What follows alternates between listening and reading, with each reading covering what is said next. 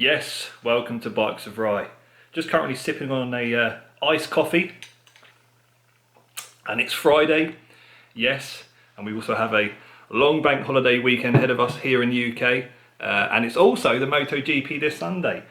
Silverstone it is, so looking forward to that. But yeah, I thought, do you know what, I've got to run out and do a quick chore, but I don't want to drive. I thought, do you know what, I'm going to use the bike instead. So I thought, do you know what, I'm going to bring you guys with me. Why not?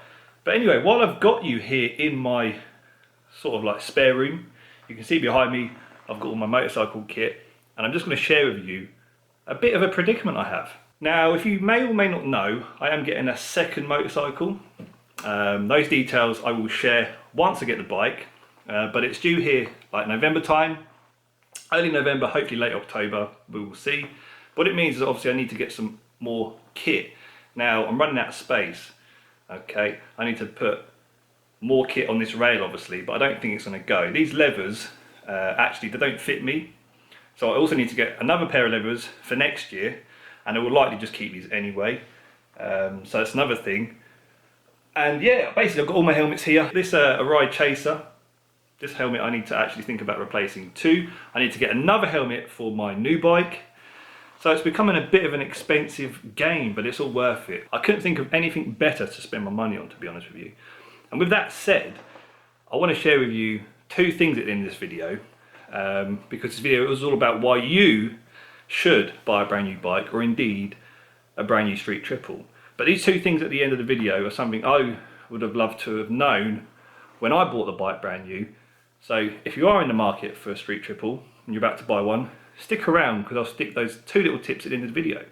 But for now, I think what we'll do is stop waffling and get going. Just stuck some fuel in the bike before we get going properly. Oh yeah, boy.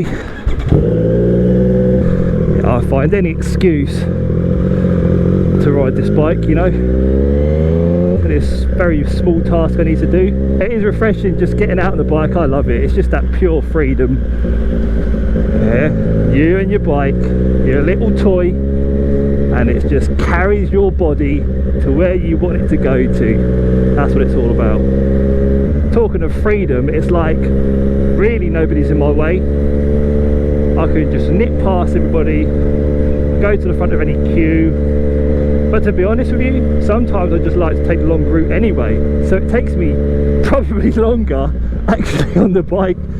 Well, I guess it depends how quick the ride is, eh? Right, so I'm a real advocate of buying a motorcycle brand new. Not a car brand new, I don't recommend that.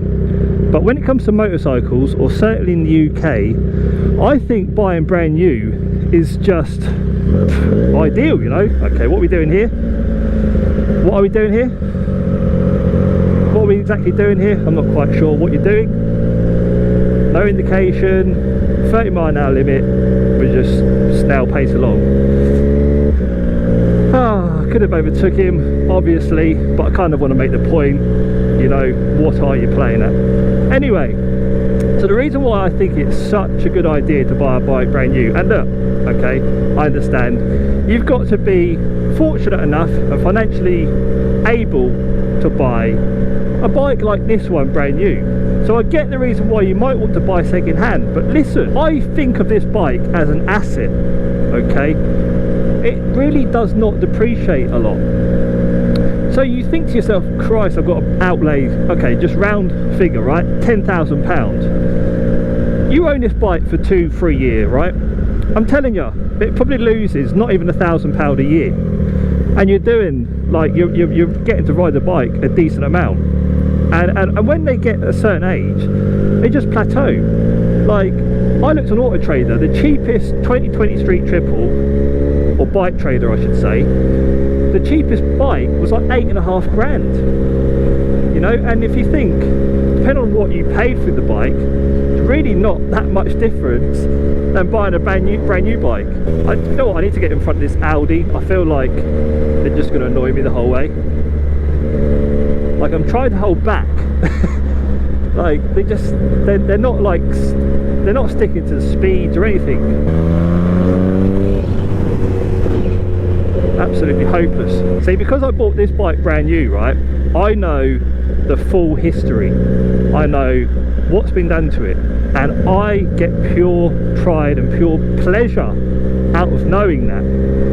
And I'm in two minds as to whether or not keep this bike really long term. Will I be able to financially do that? I'm not quite sure. I love the idea of keeping it for like years and years and years, right, like 10, 15 odd years. And I'm telling you, by that point this bike will still be worth probably half the amount it currently is now. Obviously, as long as I look after it right, and it's not got about 60,000 miles on the clock. Right, here we go, some traffic here, so just squeeze through. This is what I like to bring the bike. Just gonna nip through all of this. Thank you very much. But yeah, I know the full history of this bike, so I get pleasure as to knowing, like, it sounds silly, but I only put the high octane fuel, the premium fuel in it. Oh, this is a proper traffic jam, this is. I am absolutely glad I bought the bike now.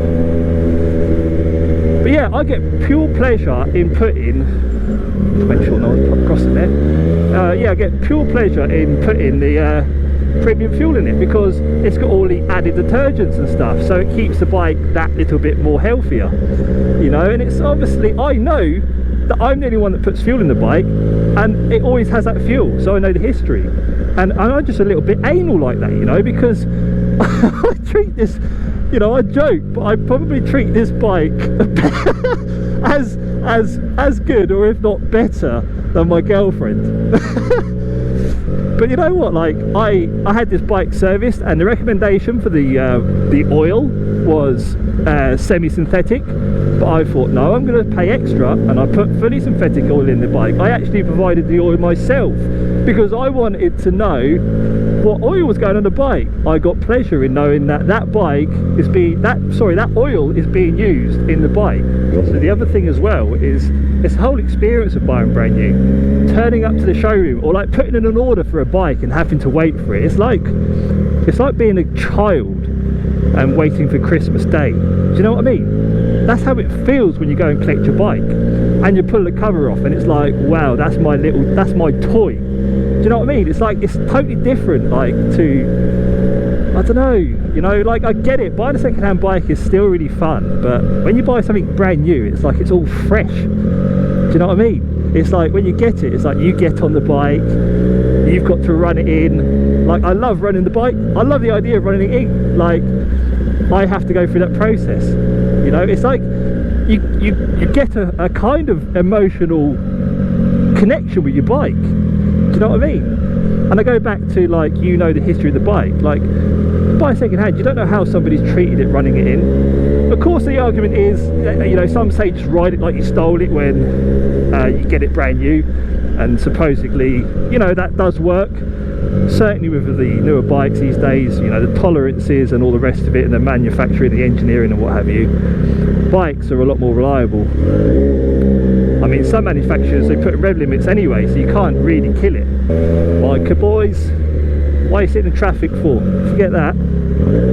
Just squeeze your way through. Sometimes I really love just like going around these lanes and going slowly.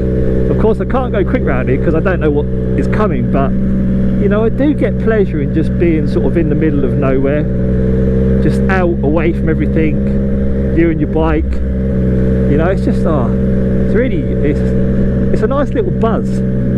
It's just nice to you just feel like you're away from everything, any of life's chores, yeah? Life's good when you're riding a bike, it really is. And this is it, you just, look, I've got just nothing around me, just all wildlife, green fields, all the fresh air, and then you've got your lovely sounding street triple with the full system to scare away all the birds. So I've just pulled up at this random location. I hope nobody tries to get out of this gate here, but yeah, look at that beautiful looking street triple.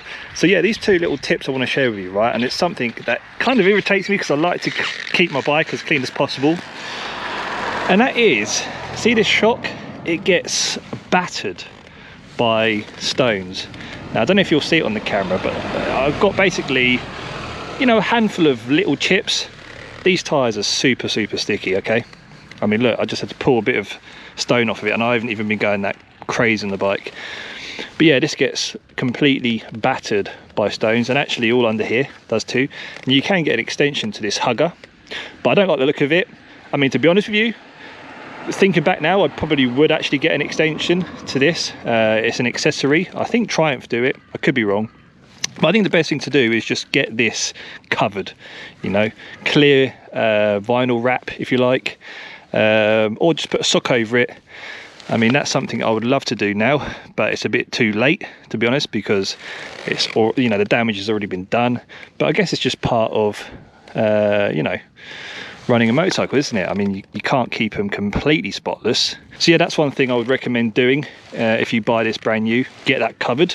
Now the second tip is you have under here, just be careful I don't drop it while I'm doing this one-handed, you have in this little pocket here, this little hole underneath your rear seat, you have a fork adjustment key. Now I don't have it in here because it's kept safe at home, but I actually lost the first one and I managed to get hold of a second one, but they are very rare, okay? So what happens is if you leave it sat here, okay, it falls out on its own and then you lose it. So I would recommend you just, when you get this bike brand new, take that out, store it somewhere nice and safe. So I hope you enjoyed the motovlog, guys. If you are in the market for buying a brand new bike, or actually in fact this one indeed, hope it motivated you just to go out and buy one, yeah, and enjoy the process. As I say, I highly recommend it. I think it's a good idea, certainly in the UK anyway. But yeah, I'm going to take some photos of the bike now for the Instagram. If you haven't followed me there, Bikes of Rye, please drop me a follow. It'd be very much appreciated. But yeah, hope to see you on another motovlog very soon. See you later.